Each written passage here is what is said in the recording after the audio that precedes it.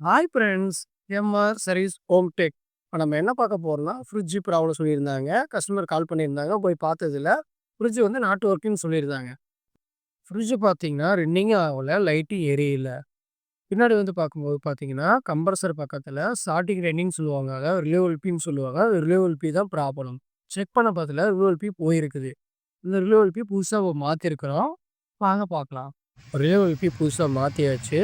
Compressor run ஆயிருச்சு. Compressor run ஆன பின்னாடி சவுண்ட் பாருங்க. எந்த அளவுக்கு ஓடுதுன்னு நீங்களே பாருங்க.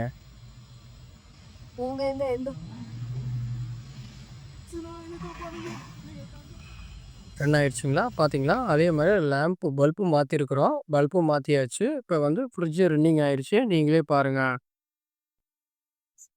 சில்னஸ் நல்லா ஆயிருச்சு. கஸ்டமர் ரொம்ப ஹாப்பி. சாட்டிஸ்ஃபைட் ஆயிட்டாங்க கஸ்டமரு. இந்த மாரி பிரச்சனை வந்த காரணம் என்னன்னா, ஸ்டெப்லைசர் யூஸ் பண்ணாம வுட்டுட்டாங்க. ஸ்டெப்லைசர் வாங்கவே இல்ல. டைரக்ட்டா யூஸ் பண்ணியிருக்கிறாங்க. டைரக்ட்டா யூஸ் பண்ணும்போது உங்களுக்கு கரண்ட் வந்து கேட்டேன். அடிக்கடி கரண்ட் போகுமான்னு கேட்டதுக்கு, ஆமாங்க அடிக்கடி கரண்ட் போகும்ன்னு சொல்லியிருந்தாங்க. டைரக்ட்டா போடும்போது லோ வோல்டேஜ், ஹை வோல்டேஜ் வரனால டைரக்ட்டா சப்ளை வரனால உங்களுக்கு ரிலே வோல்டேஜ் போயிருக்கும். வோல்டேஜ் இஷ்யூ வரனால தான் இந்த மாரி பிரச்சனை வருது. மறக்காம ஸ்டெப்லைசர் யூஸ் பண்ணுங்க. யூஸ் பண்ணாம வுட்றாதீங்க.